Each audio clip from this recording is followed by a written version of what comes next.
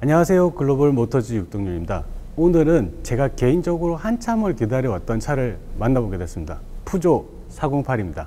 역사 이야기는 뭐 다들 아시겠지만 짧게 얘기를 하자면 룩배성 감독의 택시에 등장했던 차입니다. 나이가 조금 있으신 분들은 아마 재밌게 봤던 영화일 거라고 생각이 됩니다. 공백기를 깨고 완전히 새로운 모습으로 돌아왔다, 뭐 이 정도가 이번 408의 타이틀이 아닐까 싶습니다. 다시 등판하면서 완전히 새로운 모습을 갖췄습니다. 그럼 외관부터 한번 살펴보겠습니다.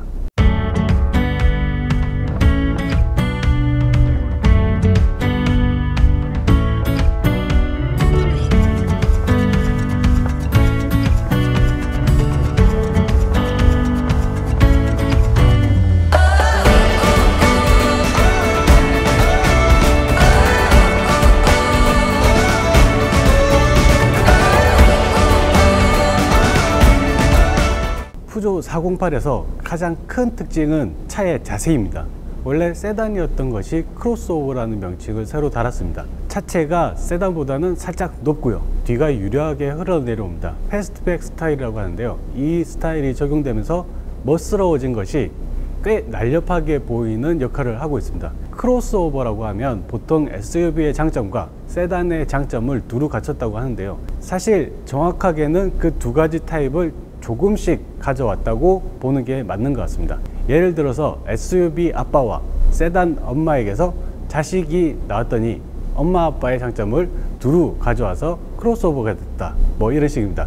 뭐 어쨌든 단점도 있습니다. 방금 얘기했다시피 SUV의 활용성을 제대로 살리지 못하고요, 세단의 승차감을 100% 다 살리지 못한다는 점입니다. 지금 이 차를 보시면은 리어도어 쪽 천장이 패스트백 스타일로 되어 있는데요, 보통 패스트백 스타일은 뒷좌석 몰입 공간이 좀 좁습니다. 하지만 지금 이 차는 좀 영리한 방법을 썼습니다. 겉에서 보면 루프 스포일러처럼 보이는 이 핀이 내부에서는 확장된 머리 공간이 됩니다. 그래서 성인이 타더라도 머리 공간이 그렇게 답답하진 않은 편이죠. 무릎 공간은 생각보다 여유가 있습니다. 제가 뭐 키가 180 정도 되는데요, 전혀 답답하다는 생각이 들지는 않는 편입니다. 그렇다고 그렇게 넓지는 않지만 뭐 답답하다는 생각은 들지 않습니다. 그럼 일단 타보고 설명을 드리겠습니다. 가보시죠. 자, 실내에 들어왔는데요, 정말 인테리어는 푸조가 정말로 잘 뽑는 것 같습니다. 지금 아이콕핏이라고 하는 디자인인데요, 디자인도 그렇고 이 아이콕핏이라는 게 기능적인 얘기도 포함되어 있습니다.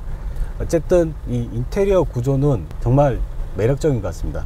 다른 차들과 비교되는 것도 있고요, 전혀 식상하지 않고 세련된 느낌을 충분히 전달하고 있습니다. 특히 이 디지털 계기판은 입체적인 느낌을 보여주고 있거든요. 지금 앉아서 보면은 여러가지 속도계라든지 정보 화면이 입체적으로 보이니까 최첨단에 앉아 있는 것 같은 그런 느낌이 듭니다. 중간에 있는 화면도 꽤 개선됐습니다. 시스템이 돌아가는 것도 괜찮은 속도를 내고 있고요, 그리고 그래픽도 상당히 세련되졌습니다. 일단 우선 애플 카플레이나 스마트폰을 연동해서 작동할 수 있고요, 화면 디자인 자체도 꽤나 세련됐습니다. 화면 아래 또 작은 화면이 가로로 길게 쭉 뻗어 있거든요. 이 화면도 터치식 버튼이긴 한데요, 기왕이면은 욕심 같지만 좀 더 다른 화려한 그래픽이, 움직이는 그래픽이 나와줬으면 어떨까 생각을 해봅니다. 근데 사실 이 화면은 지금 움직이진 않고 터치식으로만 보여주고 있거든요. 화면이 이렇게 커야 되나 하는 생각이 들기도 하는데요, 뭐 그래도 보기에는 좋습니다. 그 밑에 이제 또 토글 스위치가 있는데요, 이건 예전부터 푸조가 적용해 오던 방식입니다. 이거를 아직 못 버리고 계속 유지하고 있는 거죠. 이 디자인이 꽤나 반응이 좋았거든요. 그래서 계속 사용하고 있습니다. 대시보드도 지금 상당히 올라와 있는 편인데요, 두 단계로 위에 아래로 대시보드가 나눠져 있습니다. 위에 부분은 운전자로 하여금 안정감 있게 느끼게 할 수 있도록 꽉 잡아주는, 실제로 비행기에 타서 콕핏에 앉아 있는 것 같은 느낌을 줍니다. 그리고 밑에 대시보드는 자동차에서 유용하게 쓸 수 있는 대시보드로 생각이 됩니다. 화면 밑에 쪽에 보시면은 스마트폰 무선 충전하는 곳이 있습니다. 살짝 깊기는 하지만 핸드폰을 넣고 빼기에 조금 불편할 수도 있지만 뭐 유용하게 쓸 수 있는 부분이 있고요, 디자인적으로도 괜찮은 부분입니다. 그리고 그 밑으로 작은 공간이 또 있고 USB 충전 포트, 그리고 컵홀더 등이 있습니다. 여러 가지가 복합적으로 빠진 것 없이 잘 들어가 있습니다. 변속기가 되게 독특합니다. 다이얼로 돌리는 변속기나 아니면은 레버로 작동하는 변속기나 그런 방식이 아니라 버튼식으로, 버튼을 위로 아래로 내리는 방식으로 되어 있거든요. 그것도 이제 평평한 바닥에 들어가 있는 상태입니다. 손가락 하나로 변속을 할 수 있다라는 얘기죠. 자, 시승해 나왔는데요. 아까 말씀드렸다시피 실내 공간이 확실히 인테리어가 좋다 보니까 운전하는 맛이 좀 나는 것 같습니다. 차는 걱정하시는 분들이 많으실 것 같은데요. 1.2 피오텍 엔진을 달고 있습니다. 이 차의 최고 출력이 131마력, 그리고 최대 토크가 23kgm 정도가 되는 걸로 알고 있습니다. 1.2 가지고 충분히 달릴 수 있겠냐, 뭐 그런 생각들 많이 하실 것 같은데요. 기존에도 푸조 차량들은 다 1.2 정도의 작은 배기량 엔진을 쓰고 있었습니다. 피오텍 엔진이라고 계속 쓰고 있었는데요. 그 엔진이 408에도 적용됐다고 보시면 될 것 같습니다.